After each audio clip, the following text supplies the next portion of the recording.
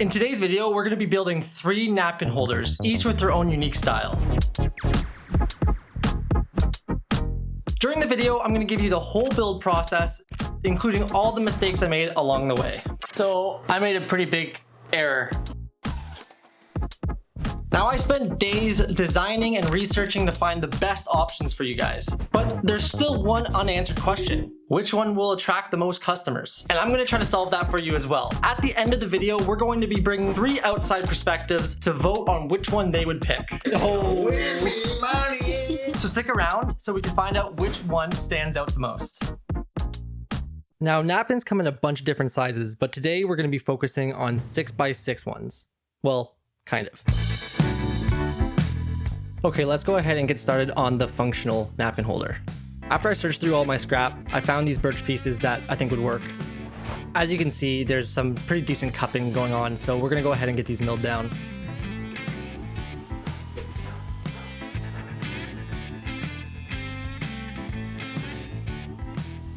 So I want to give you guys a quick tip. When you're jointing, especially in a scenario like this where there's no rough edges, whenever you're done doing your passes, write a J or any other symbol just so you don't get confused on what side ended up going through the jointer, because sometimes it can be hard to tell. Now this longer piece will be the top plate that kind of goes up and down. One good thing is it came from the same planks as the base plates, so we shouldn't have any issues with color not matching. You can see here as an example, it kind of looks like a P, but that's a J, I promise. Now before we head over to the planer, I want to mark the back side of these that we didn't joint with a pencil. That way I can reference these marks to make sure that the entire board has hit the planer blades. If it wasn't planed down on the other side and it was just rough, it would be a lot easier to tell, but in this scenario, the pencil works best. Now the final piece ends up being 7 inches wide by 7 inches wide, I guess. It's a square. And the only issue with this is that painted edge is still there. So I want to make sure I cut this off, but I also want to make sure I keep it as a nice square. So I'm going to go ahead and set my saw just to trim off one edge, run it through, and then what I'm going to do is flip it 90 degrees, reset the saw just to trim off that painted side the same amount. Now I don't know the science behind it, but if you're wondering why they paint the ends of the boards, it's actually to reduce any type of splitting that could happen while it's being stored. They also sometimes use it for color coding to know what material is what. And in this case, you can see there's a 10-foot mark, which means that these boards were 10 feet at one point. I also squared off the unfinished edge on that longer birch piece, which will be used for the sliding tops.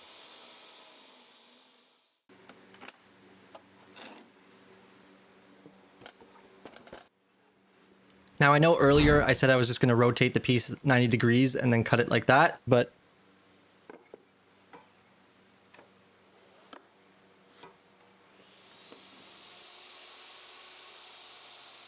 so after having them all cut, unfortunately there is one piece that still has the paint showing. I guess it wasn't really square before, so I did end up cutting that side off, meaning one of them are going to be shorter than the others.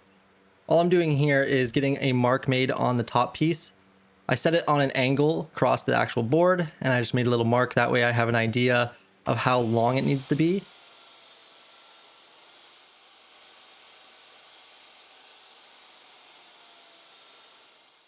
Now we have some leftover birch, and of course you have to add that to the scrap pile. But I actually have a question, but before I ask that question, I'm just going to explain what I'm doing here. So I want to cut these corners off to make it feel a little less square and a little more flowy. So I'm marking where the napkin is going to be, and I made this really janky setup on my crosscut sled so I can cut these corners off. It's pretty simple. You're just going to cut the corner off, rotate the piece 180 degrees, and then go ahead and cut the other corner off. And that makes sure that it's going to be the same on both sides. Okay, so now for this question. After throwing that birch piece back in my scrap pile, it got me thinking, what do you guys do with all your scraps? Like, I am the type of person, I try to keep everything. I'm probably a little bit of a hoarder in that case, but I do see value in every piece of wood. And I know some people don't really bother on holding onto scraps, and it could be due to lack of space, or maybe they're just not interested in making these smaller projects. But I am curious. Let me know down in the comments what you guys do with your scraps. Are you the type of person to just toss them out? Or do you kind of save everything like I do? I mean, is there maybe a point where you say this is not worth keeping anymore? I don't know. But to actually add to that, these triangles I'm cutting off, I mean, maybe I can make something out of them. Do you guys have any ideas? Let me know also down in the comments, and maybe I'll make something with all these little extra triangles. Now what I'm doing here is setting up a different type of jig.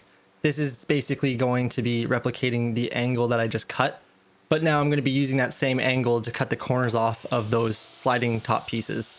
And this is going to make it so it's almost like a little bit of an arrow or a little point on each end. And again, that hopefully will flow with the bottom plate piece. And to be able to know where to line up the piece, I just marked center on the end of the board, as you can kind of see where those lines are. And I lined that up with the groove on my crosscut sled and then put it up against my little MDF jig and then went for the cut. Now for cutting this dowel, I didn't exactly have a set size in mind, and I only had this leftover piece, but I was trying to make sure I would make enough for all 3 napkin holders. And this was actually able to hold a total of... We're gonna play over under because we're having a debate right now. We're looking at probably 37. If I said that, the lottery tickets I bought today. Oh. Win me money. Napkins. Now with all the dowels cut, let's go ahead and start drilling the holes. I made a rough mark on where I want the hole to be and then copied that same distance from the corner on the other side. Now for the top plates, I'm going to be using a spade bit. Now size doesn't matter in this case. I just want to make sure that the hole is oversized. That means it won't get stuck when trying to slide it up and down, and if any wood movement happens, it won't get jammed.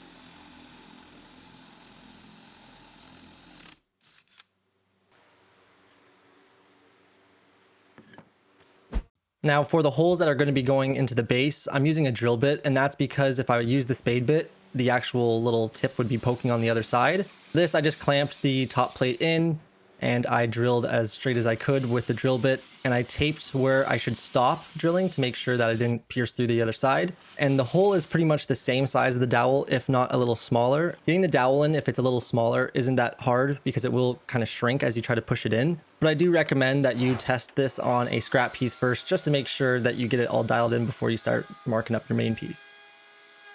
Now moving over to our router table, this is actually my first time using a router table. I got this guy because if you guys have seen my past videos, I have done some sketchy stuff with a router, and I don't think I should be doing that no more. The goal here is to add some grooves on the side so it's easy to pick up these plates, and I will go ahead and explain how I went about doing this. So the way that I set this up is to make it so when I drop in the piece, it's not at its full depth. So if we want it to stop, let's say here, when I dropped in the piece, it's a lot before it, so then I can go, end it, take it off, then I'd rotate it, so then that way it would finish off the other way. The reason for that is just to try to reduce the burn marks right at the corners, so that kind of went well.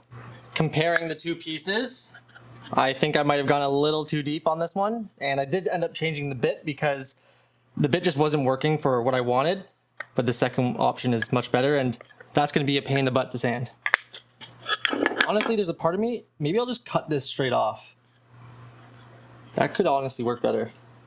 So I went ahead, cut off that little extra piece, even on both sides, went back to the router table and cut the groove using that new bit. Now after going through all of that work of fixing that mess up, I ended up liking the feel of that one way more. It just felt nice and thin and less chunky than the other ones, so I'm going to go ahead and cut down all the other ones and redo them as well. Maybe it could be considered like a happy accident. All right, let's go ahead and start rounding over all these edges. This is where I made a nice big mistake.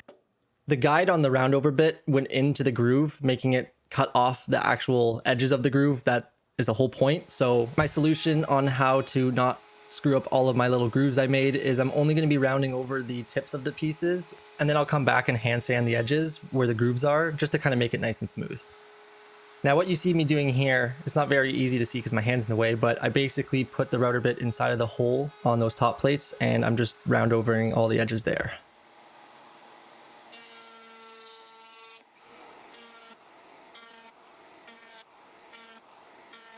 So the top plates are done. I'm going to sand them through the grits to 220 grit. I also used my spindle sander with 80 grit sandpaper. This just made the cleanup easier from all the marks left by the spade bit. For the base plates, I'm doing an 80 grit sand, and that's just to get it out of the way because when the dowels go in, it'll be a little bit more difficult to sand. Now for the glue up, I'm just applying some glue inside the holes and I'm spreading some glue around the edges of the dowels, and I'm just twisting and pushing the dowels in to get them as seated as I can. Once they're in, I'm going to clean up the squeeze out just to make sure that it doesn't get soaked into the wood and then have to sand really deep around those areas. Now during the glue up, I'm not worried about them being the same height, but I am worried about making sure they're straight. Now luckily, my dowels ended up being the exact same height, if not like a 1/16 difference, so I didn't have to worry about it. But if you guys run into the issue where they're not the same height, you can always just use a hand saw or a table saw or a chop saw just to kind of cut them, marking them obviously at the height that you want to match. We're going to be using a stain that has a nice walnut color to it. And even though that I made 3 of these, I'm only going to be staining 1 because I'll be offering multiple stain colors to customers who buy this. I'd rather keep those ones unfinished. That way they can choose their stain and I don't have to make a whole new one. I could just stain it to whatever color they chose. So I let this sit for about 15 minutes and then off camera came back and wiped everything off. But let's go ahead and check out the final results.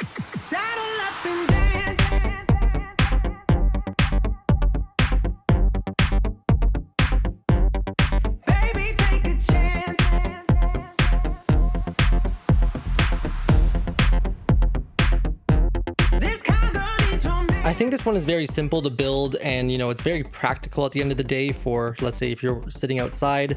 But what do you guys think? What would you change? Alrighty, let's go ahead and get started on this simple build.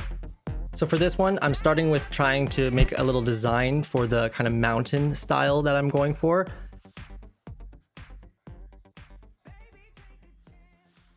I quickly realized that this isn't going to work because I keep making so many changes. So I jumped into Fusion 360 and I'm just quickly going to make the design. And when I say quickly, I mean this video that you're watching is 10,000% faster. Now I'm not going to include all of it, but I also went ahead and designed the base that we're going to be using for this. So this is the final result, just so you kind of have an idea on what I ended up coming up with. Now I need to print a template to be able to kind of match what I just built in Fusion 360 for those mountain peaks. So let's go ahead and print it.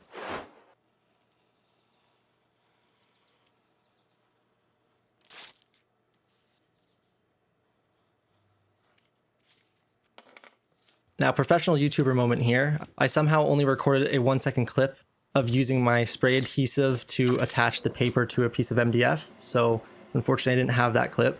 You can just imagine what I did. Now, after making my template, I went over to the bandsaw to make all my cuts following the lines that are on the piece of paper. And then off camera, I went back and cut those angles for the sides of it with the chop saw. And I also went and cleaned up any of the bandsaw marks with some sandpaper for the peaks. Now we're going to start with milling up some lumber here.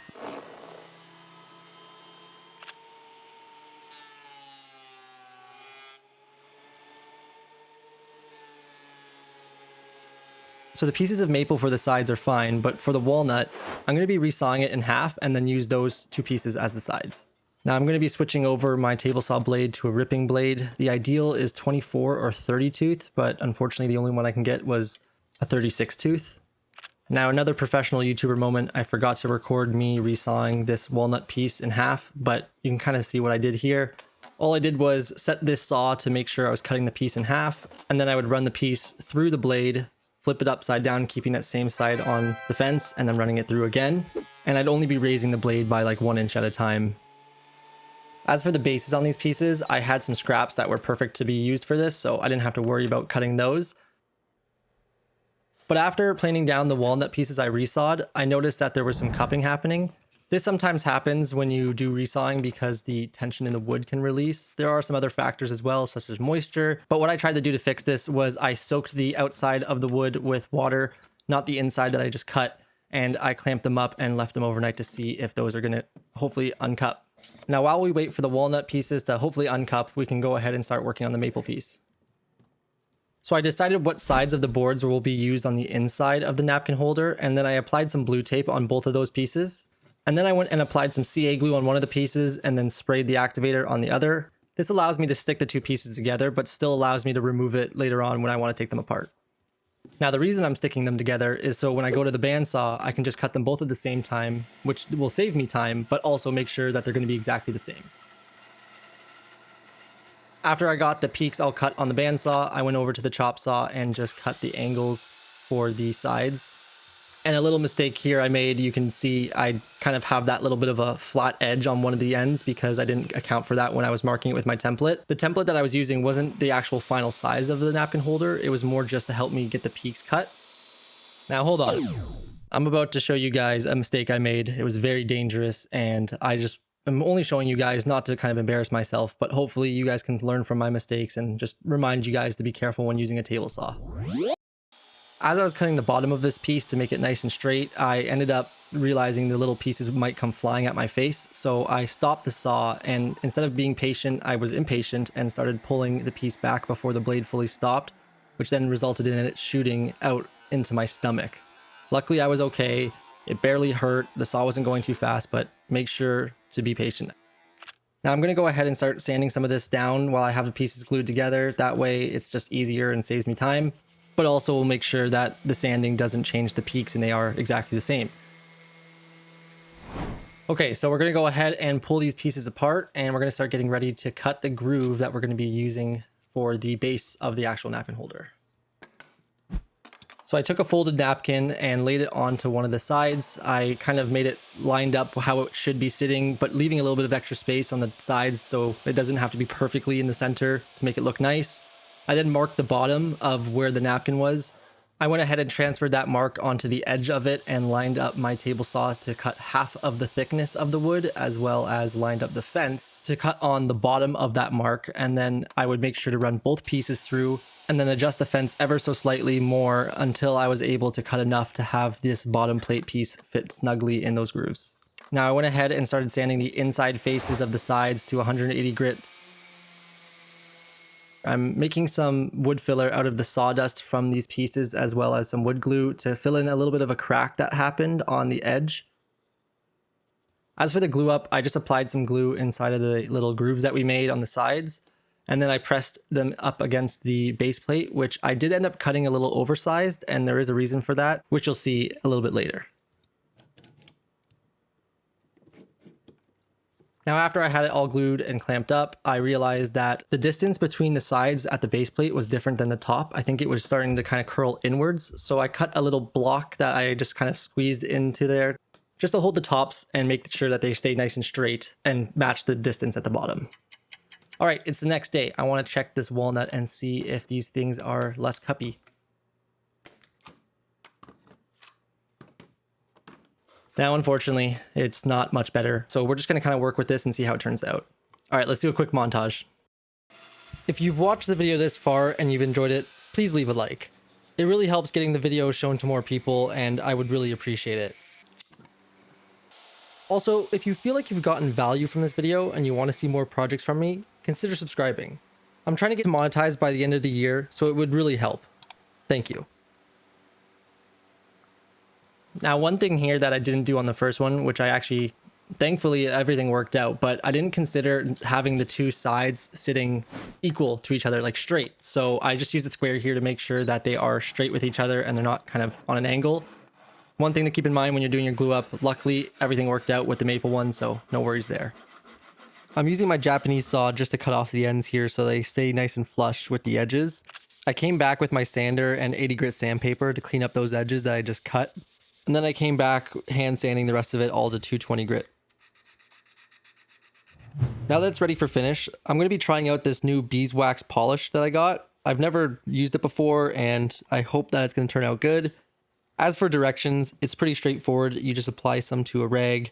You then rub it on all the surfaces, letting it kind of sit for about 3 to 5 minutes, and then come back and buff off any excess if you need to.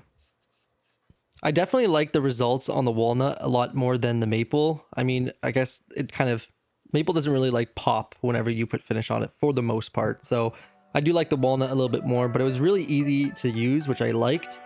But with the polish applied, check out the final results.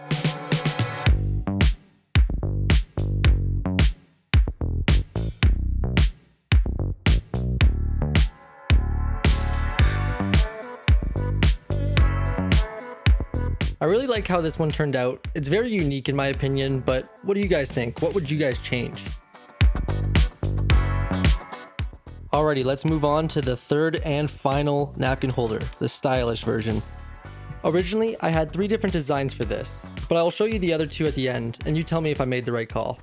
Now, one benefit for me is I had a lot of pieces that were almost perfect for this, so a lot of the work that's being done here is on the crosscut sled because I'm just basically cutting everything to size and getting everything prepped. These walnut pieces that I'm cutting will be for the sides and the base, and then this maple piece that I'm going to be cutting is for the slatted sides.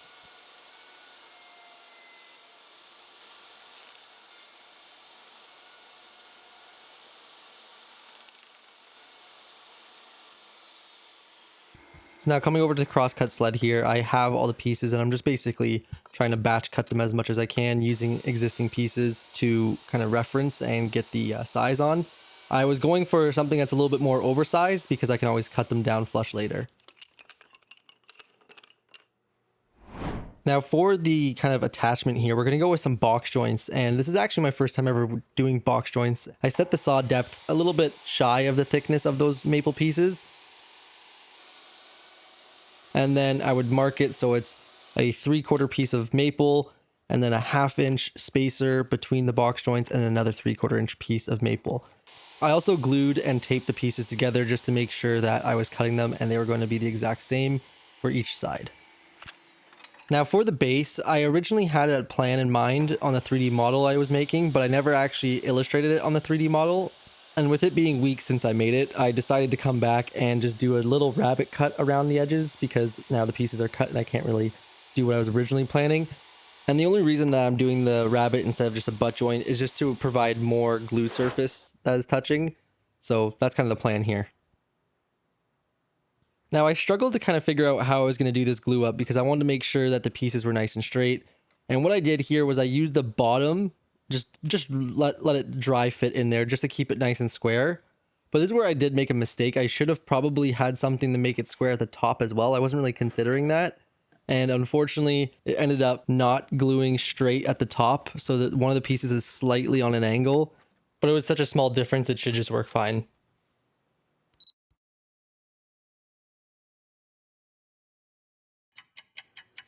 But once that was all dried up, I went ahead and applied some glue to the base and started getting that glue up ready. The reason why I have this other square, now that's going to be the top, and we're going to see exactly what I'm planning on doing with that after. I'm not just building a napkin jail cell here, I actually have some plans.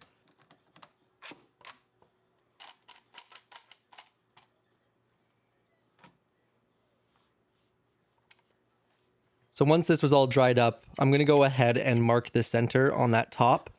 Now I'm going to be using a spade bit for this because I honestly couldn't think of the best option for this. Spade bit probably wasn't the best option, but it worked. And it was a big one. I used like a 1.5 inch. And so I marked in about 2 inches from each end and then drilled out 2 big holes like this just to try to get rid of some material. I came over to the router table here and I'm using a flush trim bit to kind of flush up the inside edges. And then once I kind of got all that material off on the inside, I came around on the outside and started cleaning up that material as well. Originally, my plan was to just saw off these ends, but I think that I was a little worried of it kind of looking like crap, so I decided to use the flush trim bit here. And it actually went all pretty well. I was a little nervous, but there was only that one corner which you just saw where it kind of chipped. So I made a pretty big error. Napkin holder, napkin. It doesn't fit by like barely, like I mean maybe like a 1/4 inch. I don't know what happened. I swear I measured around the napkin.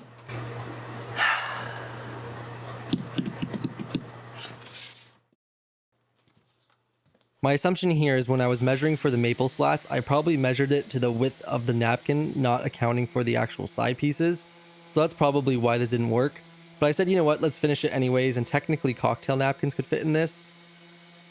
But I went ahead and sanded everything smooth, and then I'm coming back here with my chisel just to clean up those little rounded edges from the router.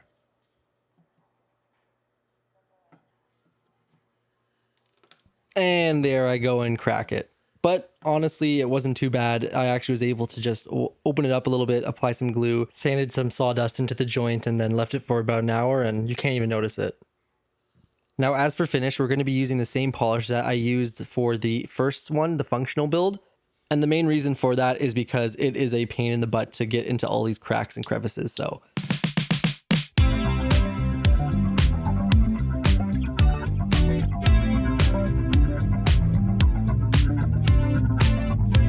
Other than the fact that the napkin wouldn't really fit in this one, I really do like the design, and I think this would probably be really good for someone with more of a farm style design. But if you guys were to make this, what would you change? Now, as promised, here are the other two designs that I came up with. Let me know if I picked the right one or if you guys would have gone with a different option.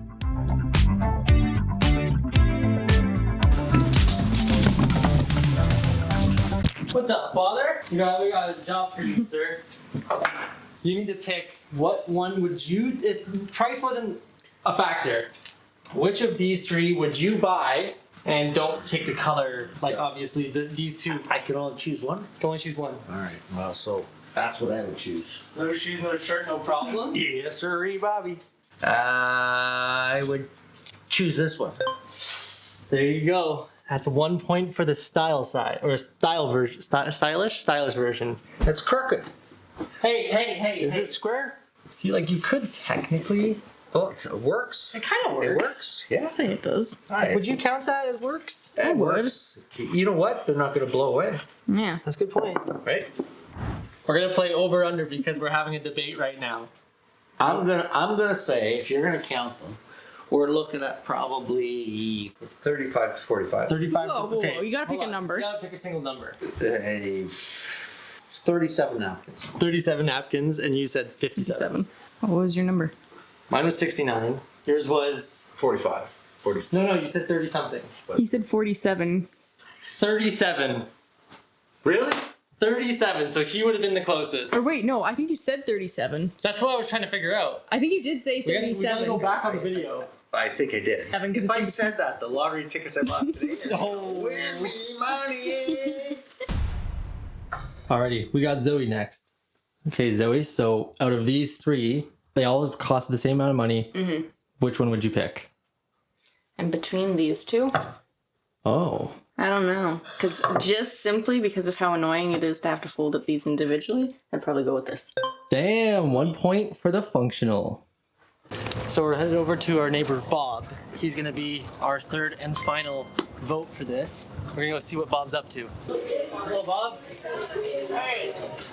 How's it going? Good. Oh yeah, definitely. I got your coffee right here. I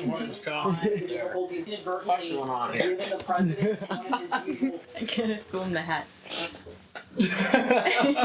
You gotta assume that they all cost the same amount of money, okay? Which of the three would you buy? And don't think about the color necessarily. It doesn't have to resemble the color. I gotta check the functionalities. Oh no. Well, I gotta go with this one. Oh, the functional wins. This one here, that lift that up, there's a corner there, and away you go. Bob's your uncle. Bob's your neighbor. Bob's doing Bob things. Bob is doing Bob things. Wait, do you know what this is? It doesn't really matter if you do or you don't, but you will want to check out the history and transformation of this side table. Thank you guys so much for watching.